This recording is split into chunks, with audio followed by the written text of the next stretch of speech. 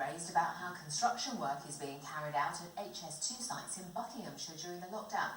The company in charge of the rail project was told 3 weeks ago that construction could resume as long as workers adhere to social distancing rules, but campaigners say those rules are being breached. Peter Cook reports.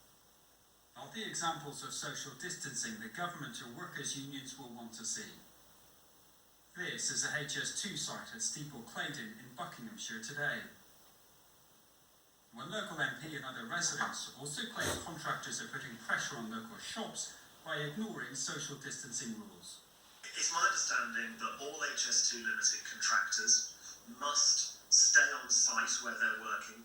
They should not be going out into local stores or other amenities, which is, when they do that, they really worry local people about whether they're spreading the virus and making it more risky for residents of Steeple Claydon or other villages affected, whether they are safe to go in those stores themselves. This workforce are moving hundreds of miles up and down the country to attend local work sites in small communities.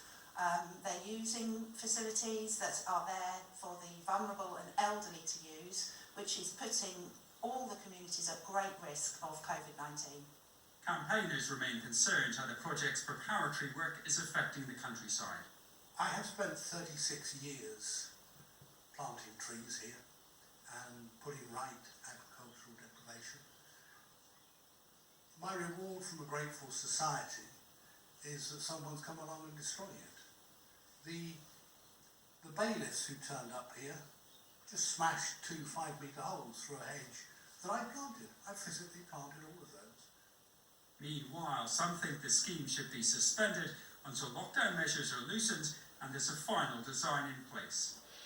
Last month, the government gave approval for full construction work on the HS2 project to begin, despite the ongoing pandemic.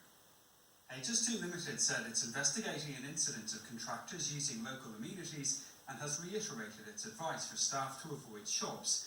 It added it's continuously reviewing official guidelines about social distancing safety for its staff and the local communities they're working in.